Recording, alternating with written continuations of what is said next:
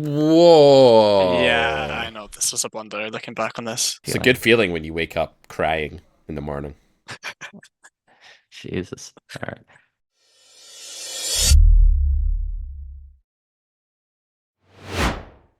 Let's go live. Let's go live. We're here. We're back. Las Vegas, Nevada. GTO headquarters. Wait, is that the intro? Is that my intro? No, that's Joey Ingram. Never mind. We have Sebastien. We have Spuds, the student. Sebastien, the coach. We're here to do a coaching show. You, Sebastien, you are a Carrot Corner coach. I've been impressed with your videos so far. You are a high stakes player. You've been making a lot of cool content for us. Welcome to your first Carrot Corner live show. Thanks for having me, Pete. And then we have Spuds, who is a fellow Scot from what you guys across the pond would call Edinburgh. We would say Edinburgh. This is Spuds. How you doing, man? Hi there. Nice to meet you, Pete. Nice to see you guys. Hello, hello. Spuds, tell us a little bit about your poker journey so far. So I've been playing poker for 5, 6 years. Quite a lot of live, obviously playing little bits of online here and there, but never really getting into it. But I did purchase Cat Corner summer of last year. Have worked through grade one. Starting to work through grade two and also doing cash injection. Um, and yeah, I've been playing 25 NL mostly through that time, bit of 10 NL as well. Mostly Zoom on GG and on 888. And then Sebastien, let's go to you, and maybe you can tell us a little bit about your own poker story. Obviously, you're now working here at Carrot Corner as a coach for us, which is awesome. But how did you get to this place? Yeah, I played poker recreationally starting in college, and then about a year and a bit ago, I decided that I wanted to try to take, during COVID, I wanted to take poker more seriously, but a year and a bit ago, I gave it another go. I joined a CFP, I got coaching from Ching Yang, and then I started to have a lot more success, moved up in the stakes fairly quickly once I learned to think about the game in a way that worked for me a lot better. And the rest is history.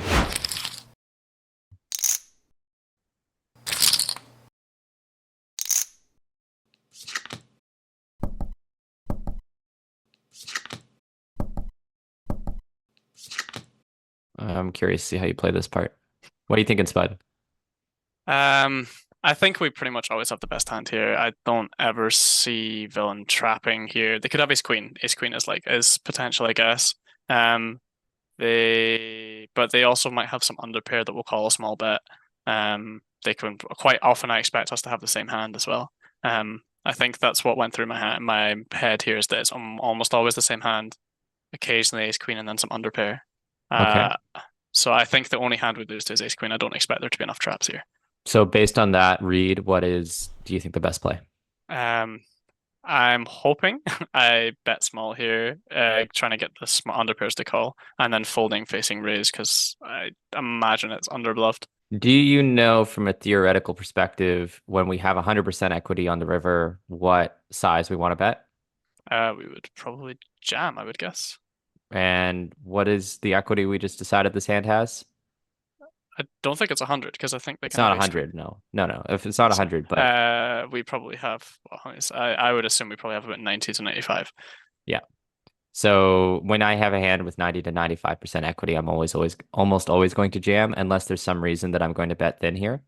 I'm not fully on board that our equity is as high as your discussion just kind of made it seem. I guess that's where I'm struggling here, guys. I feel like if you go all in, it's a mistake in this spot because ace queen suited is four combinations, and it's actually quite a lot of their range in this situation because their range is overall very narrow. It's three combos, right? And then Three combos, sorry, yeah. and then if we have three combos of king queen, six combos of nines, six combos of sevens, then we're at 15 combos of that stuff versus three combos of ace queen. If you only ever called ace queen here, then bluffing any two cards in the spot would be printing. And so your opponent is supposed to find some other calls. Now, Yep. are people going to overfold here sometimes? Yes. But mathematically speaking, in theory and in practice, like just betting more is supposed to make more money. And, in a way, like even if they're overfolding here a bit, just the math works out that larger sizes capture more money. So there could be a situation here where all in is the best size to make money with both your bluffs and your value. Yep. because okay, they're overfolding a bit, but like 2x just captures more EV, and they're overfolding, so all your bluffs make money. So like now everything wants to shove, Yep, which is always like a magic little life hack. I You know agree. what I mean? I agree. I still wouldn't jam. So I think I'm agreeing with all of your logic, but not the conclusion. And the reason I wouldn't jam is that I think the amount of fold equity from the stuff you're beating here, which is nines, sevens, king, queen, I think the amount of fold equity that jam produces is obscene. Like, I actually think that it's so high that your equity when called when you jam is not very good. And I don't want to say that you're a dog when called, but I want to say that you're very far away from the starting equity that you land with here because of that overfolding. So I think we agree methodically about what's going on here. Although I pushed back slightly against like the what the rest of our range is doing as a relevant consideration. But I think where we're differing, Sebastian, is like the extent to the overfold and the effect that that has. And I think I'm just sort of at these stakes expecting the call frequency of anything around the region of nines or sevens to be like approaching zero. Not exactly zero, of course, but like approaching it. All right. So the other thing I would say is I would think that in practice betting the turn's gonna outperform Okay. for kind of everything we talked about just now. Like when we think about the range that we just created for them, right? I even think like people probably by and large are gonna overstab like ace 10, 9, sevens on the flop facing check, and then they're gonna land at the turn with just some stuff that's gonna fold. So generally in spots like this, the pattern I notice is if they skip their bet, just attack them. Okay, so I feel like the up until this point, I haven't been curious what anyone's thinking. But Spud, if there's anything you want to add to previous streets, let me know. And then if not, what are your thoughts on the river?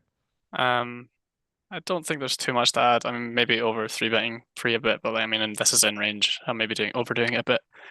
Flop, I like check, lets people just start clicking buttons. Turn is maybe close. Again, I think I just want to give them as much rope to just start clicking buttons again. I think we're very far ahead. I don't think we're if once he checks back flop, I think we always have the best hand on the turn. And then river, I would have been a lot more terrified if this was like B75 or bigger, but because it's just a half pot, we're always calling. This is just going to be so overbluffed by people who just taking my passive action as a ticket to just start blasting. Yeah, I mean, I don't know. I think that probably half pot being over bluffed is going to be more true in single raise pots than it's going to be true in three bet pots. Like to the Yep. fish, this is just like a lot of money. It's kind of just scary to fire the river in position here with stuff. I'm not sure. I'm not sure. I think I can get behind call, but I'm actually not sure. Yeah, I agree that like in three bet pots, all the scattered lines are going to be way less overbluffed than they are in like wide base range spots. That's origin theorem from Grady. So I think that's a very good distinction to make. And it was the thing I was going to say first. I think that people are very bad at going for thin value in a spot like this as well. Like if they've hit a queen on the river, they'll actually check back like at some frequency. I think they're very bad at protecting a flop checking range as well, which probably leads to them just not having ace 10 or thin value bets like that or sets or anything like that. I don't think they're checking back set and then third potting turn. So third pot and turn is a very weak bet size equals hand strength line. I expect us to be doing amazingly well on this node. I expect villain's range to be mostly like air, ace high, merges like ace queen. Stuff that you would probably like from if you've done a lot of high stakes play and you've spent a lot of time in solvers, which I know you have, Sebastian. It might not occur to you as readily that villain can have ace queen on this node when he does this. That might seem like absurd, right? But I think that happens No, yeah. quite Yeah. often, right? You've probably seen it in your own students, right? That this stuff does happen. This smells like a rat to me, like a lot. This smells dubious, I think. If you ask me, the brute force EV question of like, do we win a quarter of the time in this node? I'd be very shocked if the answer isn't yes. Like, I'd be very surprised. So True. while at face value, we feel a bit sick here and we have like the board has run out terribly. I just think so many of the hands we're conventionally afraid of in theory are just not here in reality often enough. So I'm peeling here. I'm calling. How often do I expect to win? I don't know. I think it's in the 40s, at least. I think it's like approaching half. I've been convinced. Spud, Pete, you're both right. Well, we're obviously right because you had ace king. Yeah. Cool. Okay, good. Let me know what I owe you after the session, Spud. All right. So single razor. Cool. Okay. Small get raised. Sure. I think this is a sizing mistake on turn. I think when I get raised on flop and then he checks back, he's so capped. The best hand he'll ever have is King Jack, and I don't even think he very often has that. So I think we just always have the best hand and should overbet here. He's gonna have a lot of draws, Queen 10, spades. That's what I think anyway. Yeah. So I see a lot of people go 1/3 with range in this line because, and I don't like it, and I actually print versus it, but that's a humble brag, I guess. But the thing is that um they're giving up a lot. So if they're giving up a lot with whatever, it's actually kind of tough to think of what hands would want to give up here. But if they are, then you can just go 1/3 and clean up your outs, like or deny your equity, right? When you have ace queen, whatever. So that works really well. And then overbet here versus the range you just said where he's really capped. I mean, this almost seems like if we're going to use that reasoning to not shove the ace king hand because of how capped he is, but then we're going to overbet here where he's really capped. Do you know what I mean? Like I'm not. Yeah, I think that was what I landed on in game, but looking back, I thought maybe overbet's better. I wonder if people are too sticky with draws in this spot. But maybe they aren't. I don't know. Well, they should be pretty sticky with clubs and spades for sure. So that's why I would want to overbet in this spot, but maybe that's wrong. You can't just base your sizing on your equity and how capped they are. Like, that's part of it. You also want to think about what hands they have and how they're likely to react and what the composition is. So, like here, you want to go big because you have the best hand a lot, and villain has lots of second best hands, like top pair or draws that are going to call you. So you want to go big. Do you want to overbet? I don't know. It feels like at that point that might not maximize against draws, or maybe it will. I kind of agree with Sebastien that I'm a bit surprised to see like the check from a good flush draw here. So I don't know. This is a bit of a blood from a stone spot. I think quite a bit of villain's range is like a gutter that's check folding here. But that's yeah, why 1/3. That's why 1/3 can perform very well. Okay. Because the players are like, well, I'm not capped here. I'm gonna sometimes trap my ace deuce, and it's like, no, you're not, bro. I go 1/3 and let you spaz out again. You know, if they're capped, but they have a hand that to them has strong absolute hand strength, then yeah, going a massive size is fantastic because you're never value cutting yourself, and they're going to call. But if they're capped and they're capped around like gut shots as the top of their range, then you can't exploitatively go large and get called, right? So Okay. it doesn't. It's not just like are they capped, but what are they capped around? Yep, 100%. So based on what we said on Siren, I think villain is extremely capped here. They maybe have some clubs, but I think other than that, I don't expect them to have very much. I think they have a lot of air, at least in my thought process. So we B10, trying to get them to just click buttons.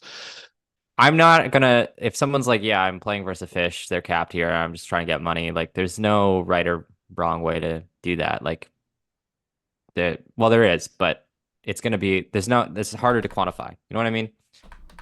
Pete, what do you think about that? I'm really confused, man. I don't know. I'm confused. I was hoping you wouldn't ask me and I could just go to the next hand. Well, the range now is draws like Queen 10 flush draws, King X, weird mergy fish stuff like Jack X. I just think we can go bigger. Like, I just feel like our hand's still doing well. I'm not, like it feels to me, Spuds, like you're just putting villain on exactly like air or something really bad that missed, right? You're kind of saying he either has clubs and he has a flush, or he has like spades or Queen 10 or Queen 9 or some weird shit. But I think actually fish raised the flop. Like, if this is a fish, and it may well be because it's just so rare that a reg actually check raises flop and check calls this turn. It's just super rare. I think that what you might be seeing here is like more bad kings and more ace jack and stuff than you would think just based on the flop. So sometimes you can kind of inductively reason your way around the player type by saying this line is just kind of rare of regs, more common of fish. Fish would then, you know, the range reading comes in, they would have ace jack, queen jack, jack 10, king 7 more on flop. I think I just bet like B60 or something. I don't think there's a need to do this. I don't really get what this is trying to do. Like, are you hoping that, I guess if you put villain on Queen 10, like if you showed me his cards and they were Queen 10, I would do this. So I'd probably bet one big blind, right? I'd do something like that, sure. I just think that's not his range. I think that's like not an accurate depiction of the range, and it's just a misread, maybe. I was close. Oh, that hand makes sense. That makes so much sense. Don't you hate it when that happens and you're like, I don't get what's going on here. Then you see the showdown and you're like, oh yeah, combo draws are a thing. Makes a ton of sense. Yeah. This is why I'd bet bigger. I just expect to see this sort of thing, like more than you would think, like just mergy stuff. Now, this isn't a ridiculous flop raise check call turn hand at all, but you will probably see like King 8 of diamonds as well as this. Like, it won't just be this, you see. So yeah, I like betting bigger. I think river is like falling under the FPS, like fancy play syndrome category a little bit here, Spuds. Yeah. So we have called the 3-bet here. Yep. Spud, thoughts? You Uh, tempted to fold? I think I'm tempted to call, but I think I should be raising here almost always. I mean, we just want to play for stacks against overpairs, so I don't know why I would ever call this, but here we are. Mm. Passive actions again. So one thing you can think about in this spot is that unless the runout's really, really bad, you're like always stacking aces and kings pretty much. In theory land, we're gonna raise hands that require equity denial more. So we're gonna raise stuff like jacks more frequency than something like this. And maybe even something like deuces or fours if we had those more than this, because it just kind of blocks some of their continues. Passivity here is like can't be that bad. Okay. They're going to fire their overpairs on the turn, and then they're going to fire a lot of the bluffs on the turn. Even though they're passive players, this is a very aggressive spot. When you have a set in a 3-bet pot, you will usually be allowed to slow play in theory, but when you have a set in a single raise pot, you usually won't be. And that's just based on SPR, right? So the more invincible your hand is, the more you can slow play. The caveat to this is always the thing that makes 25NL coaching a little bit repetitive and a little bit like taking candy from a baby. And that is just, I usually don't love relying on aggression later when I can just stack absolutely high hand strength hands by raising. So I probably would raise here at 25NL every time. I probably wouldn't like mix call, but in principle, call is fine, like in theory here. You know. So I would most often, I would have called against the bigger size, but when they go this small, I think we have to raise. I don't think they do this size with flushes. Yeah, I think they're gearing up to check back river. Yep, pure raise. Pure raise, yeah. If you don't raise here, you don't deserve to play the game.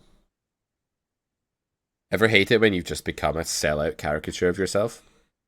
Guys? Anyone know what that feels like?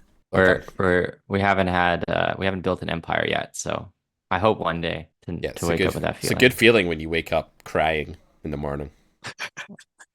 Jesus. All right. Pew. How many potatoes do you want to put in? Oh, the whole bag. Sack of them. So this is like when you go to the supermarket and you buy a bag of potatoes, you take it home when you're cooking for a lot of people, and so you just simply pour all of the potatoes into the pot. Yeah. He is obsessed with root vegetables. Yeah, man. It's the root of my problems, actually. Boo. Isn't that a turnip for the books? Unsubscribe from root jokes. Okay, yeah. Man, that was a sweet joke. Really had to dig for that one. Okay, cool. So we check back, and that's good. And then here he barrels, and then what are you thinking, Spud? Thinking we're always raising and double flush draw as well. So even nicer. Yeah. We can probably go bigger. Yeah, you could go a little bigger. The size is fine. So 7-8 gets there. King Jack gets there. Lots of diamonds miss. Definitely can still bet. Yeah, maybe get a little bit too greedy here. I think I ended up jamming. That's interesting because that's not something you've done in the past. So what made you jam here, do you think? I think in game with both of the obvious flush draws missing, I figured that I would get called lighter and this would look rather bluffy to a fish. I think we always have the best hand, other than I guess there is 7-8 coming in. I don't think King Jack will call turn. King Jack of diamonds, King Jack of spades, though, right? That's true. So yeah, okay. So yeah, I think this was maybe a bit of a blunder here, but I mean, I wanted to. I don't think there was enough elasticity on size from villain. That was my thought process. But I think this is probably too thin to jam this hand. When you 3x overbet the river, I'm going to go out on a limb and say there will be a little bit of elasticity compared to 1.1x or something. My question of that is, do fish not perceive a side like this to be like bluffy? Yeah, they might. I mean, like, they might. I just like, I'm looking at the spot and something about it says to me that there's multiple straights possible. There's a few better 2-pair possible. And 3x overbet is just a really polarized size. Like it really is a size that you usually bet. Like you'll see on the river sometimes the solver will 3x overbet with jack high flushes plus, but then they won't 3x overbet the river with like an 8 high flush. It's a very polarizing size, and your hand is not as strong as you would normally see here for that size. And so I'm just kind of like, it doesn't necessarily seem consistent with the way you've played other hands. Sometimes you're like, yeah, this player is capped, but I'm going to size down. And here you're like, this player is capped, so I'm going to size up. and I've wanted to like explore like what other thoughts might be going on to trigger that. Um, I used to do, and maybe I'm projecting a bit, but I used to kind of size up or jam in spots where I really didn't want to get check raised. So I'm wondering if that's part of what's going on. I don't think so because I think if we get check raised in this spot, we're probably dead. So I would just assume if we bet and get check raised, we'd want to fold. So I don't think that's Yeah. going through my hand. Okay, cool. Um, okay, so when you 3x shove the river and they call, what hand are you like, yep, that's what I was Uh, expecting. any ace, queen 10, 10 9, hands like this. I think a lot of ace X will get very sticky on river, but I might be wrong about that. Yeah, I think it's a mistake for sure, and I think the main culprit thought process there, Spuds, that I picked up on was the whole I'm going to make it seem like I'm bluffing. Fish are going to think I'm bluffing. This is a very specific thought process, and the reason you could object to it is that if you surveyed a few hundred humans that could be villain here that aren't inconsistent with villain, shall we say here, very few of them would actually just like leap to that conclusion. Like if I spoke to like 100 new poker players and said, "What do you think of this spot?" Very few of them would have the gut reaction of like, "I think this is bluffy." A few would, but you're just cherry picking them and kind of saying that fish do that when it's actually a minority of fish that just jump to that thought. You have to ask yourself as well, how often do fish like see this line? How often do people jam all in against them? And like, it's not that common at these stakes at all. It's really rare. It's going to stand out like a sore thumb. So while there will be a fish or two that does have that thought process, there's just too many that like don't, and you're violating the polarization of your hand here too much with this bet. That even if villain's a bit sticky with ace-x against this, or even if there are more people in pool who are sticky against this than I think there are, I still think this is a stretch, and I think you should just pot it or something. Yeah, Mm-hmm. yeah, makes sense. How the hell did a limped blind versus blind pot arrive here? I might just raise pre, honestly. Yeah, I think I probably should be. Yeah. Mm-hmm. This spot is Yeah. so butchered to the point where they fold pre or fold flop that you could probably take two cards with pictures of fucking goats on them and just raise. Well, this is how your goat cards get punished is your opponent limp three betting. If your opponent is not limp Yeah. three betting, then like Jack six offsuit is just like never in bad enough shape to really care what happens. Okay. So nor are the goats. I've run the goats and they're okay with limp call. Sure. Right, let's go fucking big now. Let's get some money in here. Spuds. Yeah, didn't go big enough. Yeah, we can go bigger. Yep. Let's go big, Spuds. Let's get money in here, Spuds. Let's go. Don't know how big we went. That's quite big. I mean, Solid. we can't be too critical of this, right? Oh, man. Yeah, no, Rough. I was shocked. Hilarious. Yeah. No, I think yeah, you could go a little bit larger, but it's fine. Especially on the turn. Definitely would go larger on the turn. And other than that, whatever. Yeah. Right. All right. So this hand, Spud. So 1/3 fine. You get check raise, and then you're thinking call because you've got double backdoors, right? Yep. Yeah. Just one thing to keep in mind in theory land, which is not as important as in practice land, but when you are in a really tight formation like this, like you're in the low jack, things get way, way, way tighter. Okay. So just keep that in mind. Like there's just going to be spots where you're like folding top pair to a check raise, maybe not to this size, but in general. And I'm pretty sure that if you ran this, it would be a fold. But sure, versus fish, whatever. Yeah. Calls I fine. Oh, guess you're the also other deep. problem is they're probably quite tight here anyway. Just naturally, people don't raise Yeah, five, so yeah, I'll yeah, keep that in yeah, mind. yeah. So, I don't know if you guys saw when I was playing this, but I kind of went like, I got a bit trigger happy when I saw this call, and it's just because like my instinct was just like, nah, probably not a call. And it's like, see that first thought you get when you experience the poker, and you're like an old man dinosaur like me. The very first impression you have sometimes is like the purest, cleanest thing you're going to experience in that spot. It's like the best thing you're going to actually think. So I try and listen to that. You know, if you have a gut reaction to something, like listen to it. It knows. Yeah. Okay. Okay. All right. Well, so we've got to bet something. Question is how much. On the bigger side, I guess they're probably not going to get enough fold equity against the jack. So it doesn't need to be huge.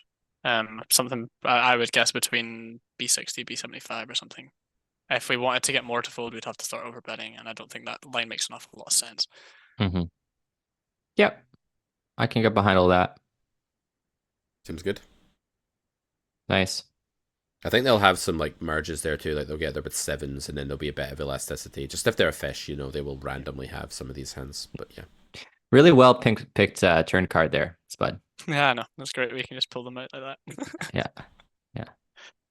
it's like how do you go from having such a hopeless hand to such a prosperous hand to such a hopeless hand? This person win a splash pot or something? Why do they have 1,000 This big? was the guy that was a mega reg with 20%. So this is the guy that had 10k hands and 20% 3-bit. Yeah. Is I'm it? gonna Is it? Yeah. gonna refer yeah. this guy to your clinical practice, Sebastian, because he clearly needs to fucking go outside. Well, I'm just like wondering, are there bots on GG? Like 10,000 hands? There are two players that I question whether they are, but the guys that top these leaderboard, there's one guy that tops it every second day. So I think there's probably just a couple of people that play on the account, take a day off, play on the account, Yeah, take a day off. So sorry, we 4-bet? Is that what happened? Yep.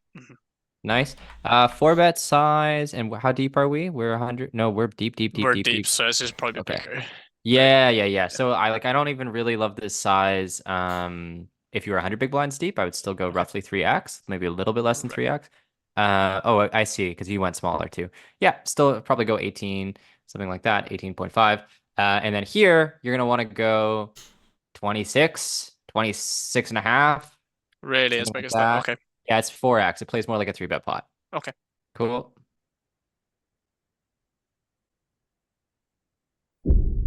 Whoa. Yeah, I know this was a blunder looking back on this. In game, I couldn't think of a single hand we beat, which is why I just landed on this. I didn't think he was turning under pairs into a bluff enough. Or I don't think he was floating flop with under pairs enough to then turn them into a bluff. But I think this is horrendous. I agree. I look back on this. I mean, that was my instinct speaking there. That was like a like instinct reaction. Let's talk about it a bit more. So I do think we don't have much showdown value. Aren't ahead very often here. As my initial gut reaction, because he'd have to be floating. He'd have to be 3-bet calling under pairs and then floating flop, which he maybe does. But a regular player of this might just fold flop quite a lot, especially if I'm assuming he's 4-tabling. So I feel like there's a lot of instinct play from this guy. So the hands where we're open-ended, like we're functionally open-ended, are ace king and king queen. That's it, right? And then the hands where we're dead are zero combos of king 10 suited, 3 combos of queens. And then we're maybe ahead of 3 combos of jacks. We're dead to ace jack suited. I didn't have as strong a reaction to the fold as you did, Pete. Yeah, I think it was a totally unjustified reaction, actually. The more I look at this now, I'm kind of like, yeah, this is a terrible spot. So I was surprised because I have basically not seen students fold in this spot much at all. Like, it's very, very rare. But when I actually think about the spot, this is pretty bad spot against netty regs, especially. Yeah. I mean, like, if the board was 10 deuce king queen, it would just be like a disaster, but it's not. Like, Yep. I'm very shocked to see the fold. But actually, the villain has you crushed almost always when you actually stop and think about it. Because, like, you've bet the flop and he's filtered. He's not going to have ace-5 suited now. He's going to have queens, aces, ace-king, quad tens, ace-jack suited. If he has ace-queen, it's very unlikely he bets the turn. Yeah, this is probably a fold. And he just has 0 bluffs. It's probably an amazing fold, actually. There you go. Spud, just invoice Pete.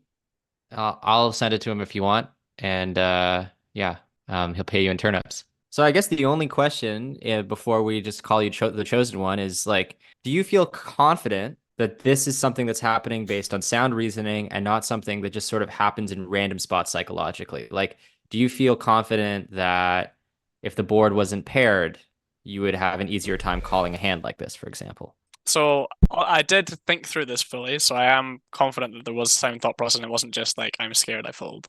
But it's would I play the same if it was a deuce on the turn instead of a 10? I'm not so sure. I would probably not be as confident to say that I would be able to not make the same fold. Yeah, because the only reason that I can argue for a fold here is because your outs are so often dead. Yep. Yeah. But that was awesome, man. I think you played really well there, Spuds. Some spots you absolutely nailed, like out of this world nailed. A few others you missed a bit of value. Most of the feedback here is very positive, I would say. And I think, Sebastian, you did a great job as well with your first ever live coaching show. I'm really excited to chat to you soon about what kind of content you're going to make. And we are launching subscriptions soon, guys. So do stay tuned for that. Yeah. Great job, Sounds guys. good.